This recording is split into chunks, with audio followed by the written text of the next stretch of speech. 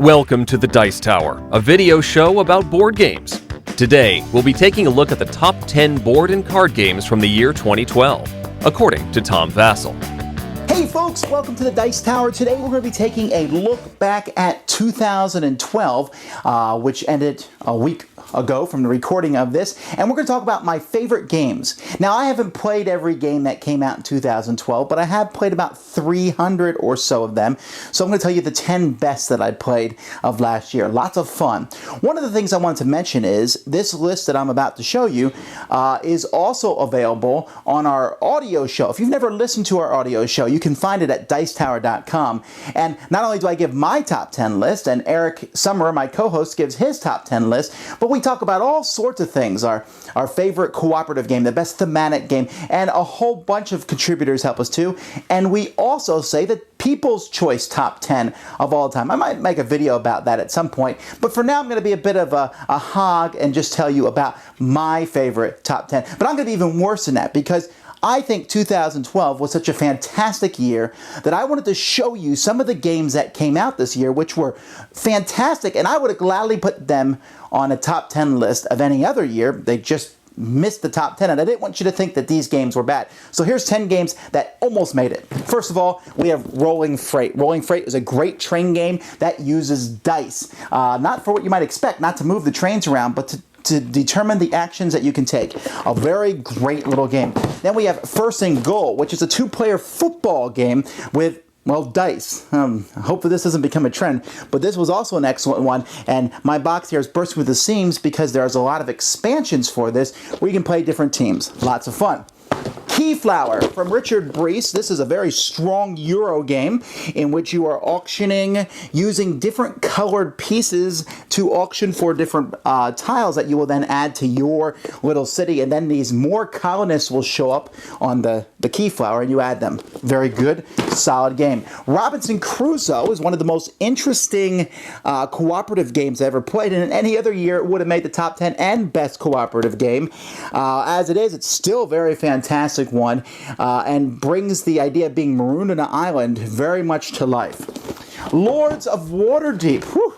Can you believe this one didn't? This is such a superbly popular game where they took a Euro game, a light Euro game, which is something I like anyway, and they added the Dungeons and Dragons theme to it, and it worked. It's a thin level on there, but the game itself is so fun and works just as well with 2 players as it does with 5. Then we have the mini game library. 6 games in here. 2 of them, though, are worth noting. Noir, which is a 2-player kind of deduction game, and then Pixel Tactics, a 2-player game where people control, well, little pixel people from the 80s in video games, but they're fighting each other. Very good. Courtier, the first game in AEG's Tempest series, an area control game. Very fun, and has some nice theming to it. Agents of Smersh. This is another cooperative game. This was definitely the year of the cooperative. And this one's like a storytelling game, except it's set in a James Bond-style universe. Then, and these 2 games almost made the top 10. I feel bad for not putting them on, because they're fantastic games, both of them. The other ones are great, but these are greater. Seasons. Man, as soon as I played this, I said it was one of the best of the year. It is. Top 12. Just a fun game of rolling dice, beautiful production, and then using the dice that you roll for actions that you can take. And then Police Precinct. This one really came out of nowhere for me. It's another cooperative game, and it is players are police officers going around a city, fighting crime, trying to solve a murder, putting out fires, in essence, stopping emergencies. Okay, just fantastic game. So, those are the 10 that almost made it. Let's get to the 10 that did. Number 10, Space Cadets.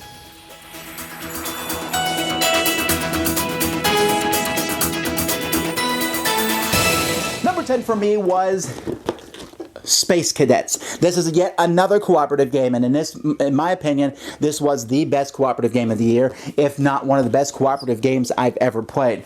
In Space Cadets, players are all working together to run a spaceship. Think of the Star Trek Enterprise. And each player has their own station. One person is weapons, one person is engineering, and you're all working together to accomplish a goal. But you do that through a series of mini games. One person's flicking a disc, the other person's matching little numbers, the other person's making little poker hands, the other person's fitting Tetris shapes into things. And all this works together, and you don't have time to fool with what everyone else is doing, so you hope they're doing their job. All this fits into an hour and a half of just absolute sheer fun as you pilot your ship around, fighting off enemy ships and accomplishing goals.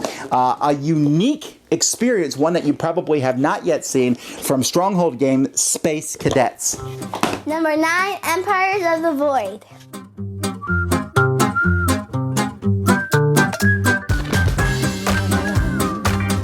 Kickstarter game. And I'm glad, it's good to see Kickstarter games coming out. Empires of the Void. I really enjoyed Empires of the Void because it took something like Twilight Imperium or Big 4X game and brought it down a notch.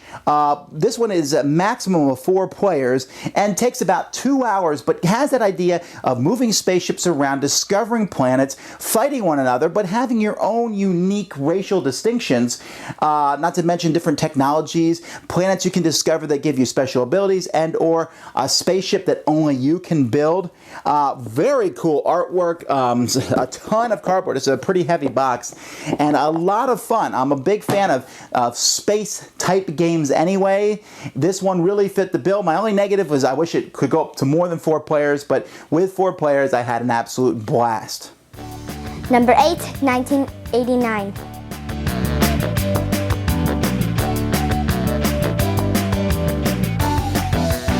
Be surprised to see 1989 on my list, if only because it's made by GMT and really has the trappings of a war game.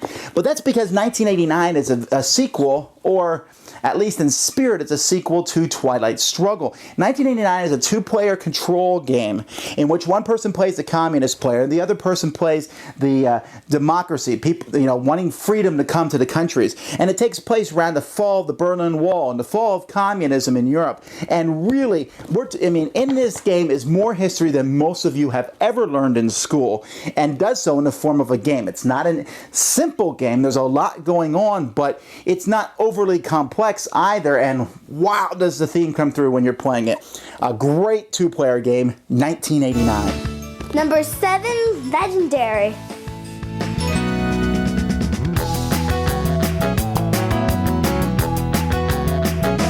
Wow, do I love superheroes, and Legendary just brings that to life for me. Legendary is a cooperative-ish deck building game in which you're building decks with your favorite superheroes, from Spider-Man to Captain America to Wolverine to Cyclops from the Marvel Universe, and fighting against Dr. Doom or Magneto, who are trying to bring back clones or capture innocent people or whatever they're trying to do, get the Infinity Gauntlet. All this is in a game, and the game has multiple scenarios which play differently. Now, you will notice that the DC deck building game is definitely not on my list. While I'm sure it has a lot of attraction to some people, I would use it mostly to jump on. But this one, the Marvel one, is absolutely a great game, and one that I've wanted to play over and over and over again. Just works really well. Legendary. Number 6, Suburbia.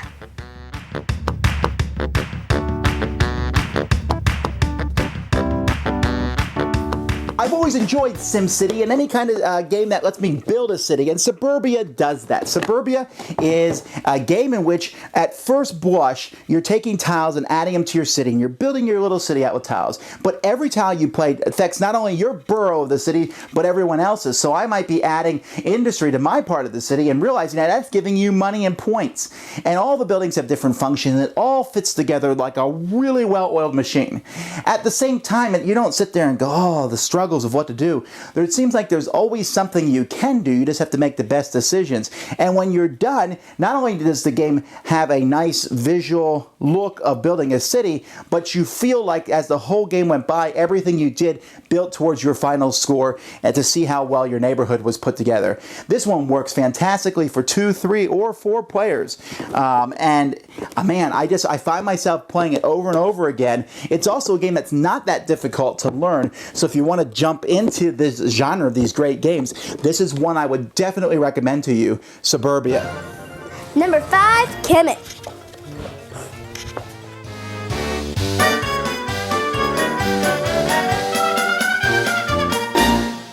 This This one just squeaked under the radar, Kemet, which is kind of, again, a spiritual successor to a game called Cyclades. The thing about Kemet is, not only from the inside, where the boards and the pieces and the artwork is just absolutely stunning and amazing. I mean, it's just grandiose to look at and feel and play with, but the game itself is fun. Think of a big game where you have rampaging empires and giant mythological creatures that you can fight and technologies that you can build to make your nation better than the other ones. That's what this has, but it condenses it. It's really a 2-hour game, and really the choices are simple. If you've ever played a game called Nexus Ops that forced you to attack other people to do well, this one does the same thing. It forces me to go for the other people's throats. It forces me to go after people, and it does that in a way that, and also that's very enjoyable, and there's a lot of back and forth seesawing until suddenly the game is over, but when it's done, you really have that Egyptian flair and the feel that you played a fantastic game. Kemet. Number 4, Libertalia.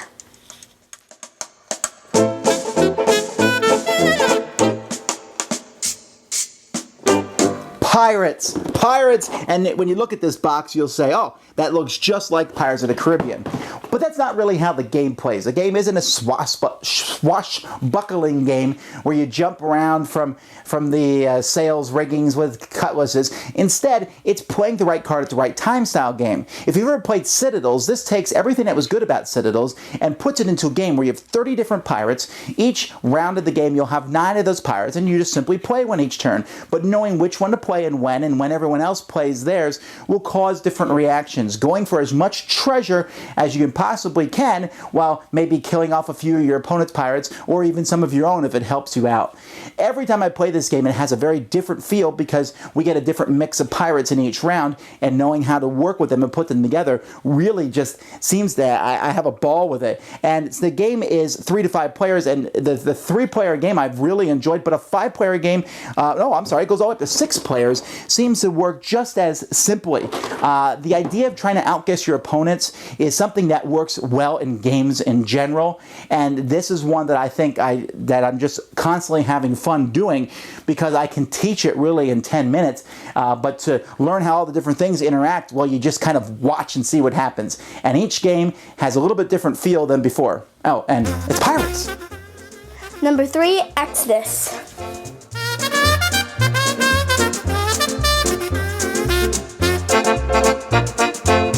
You probably haven't heard of Exodus Proxima Centauri, and that's kind of a shame.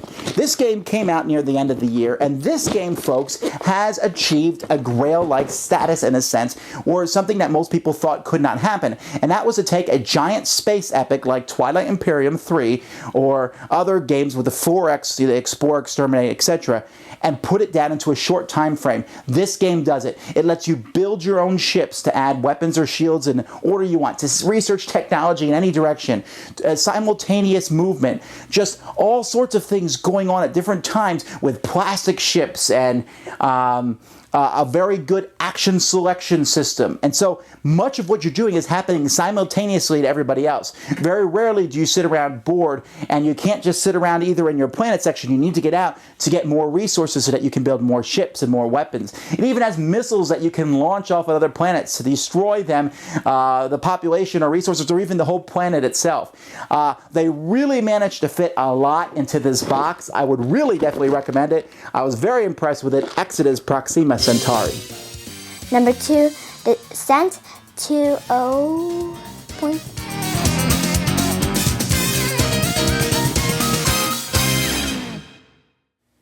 Now, I already knew that I liked Descent. Descent 2.0 I was a little nervous about. One, the size of this box compared to how big the original one is a very big difference. And they, whenever there's a revision of a game, is it going to be as good as the original game? Now, I hope that it's better, but what they did in Descent 2.0 is they kept a lot of the spirit and even a lot of the mechanics from the original one, but they dramatically streamlined the game to the point where I am just so impressed at how much better Descent 2.0 is. I enjoyed Descent the original one, but that was a very long, involved game. Then they added a campaign manager, which made it a much better game and can be broken into smaller sections. This one already comes into that. This is a game you can get out and play a 2-hour version of, or you can play back-to-back games of it over a long period of time and have a campaign where your characters grow and improve over time. There's not huge power creep here, but there is cool plastic monsters. There is cool heroes, and they introduced a compatibility pack, so all the old heroes, all the monsters from the original game could be used in a new one. And so there's a plethora of fun times that will be had when playing this Descent game. Descent 2.0 is not just a reprint of an older game. In my opinion, it is definitely a new game to be separated from the original one, and it is that good, that fantastic, that it made my second favorite game of the year. And finally, number 1, Mage Wars.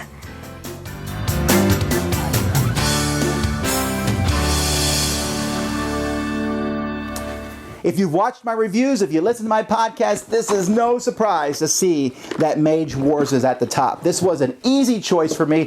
While I struggled to see which games would fit in the top 10 because there were so many good ones, Mage Wars was always in there.